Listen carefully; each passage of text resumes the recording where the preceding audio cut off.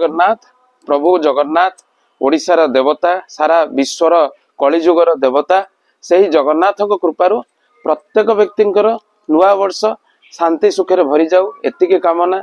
से ही नुआ वर्ष रे गोटे जिनस बहुत दुख मध्य लगे केते जीवंकर बलि मध्य आज पड़ो देखंतु आमे करूचु नुआ वर्ष किंतु जो जीव माने नुआ वर्ष को भी बुझी नांती आमे हम नुआ वर्षर पालन पाई तांकु केते मारिके कष्ट देकी खाइबा।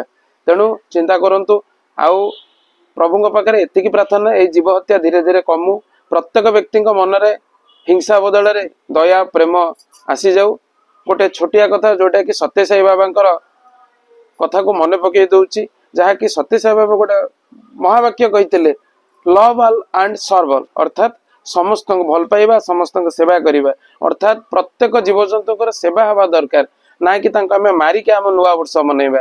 प्रत्येक व्यक्ति बुझंतु प्रत्येक व्यक्ति मन भितर से भावर जागरण हो प्रभु पाखे एतिक प्रार्थना।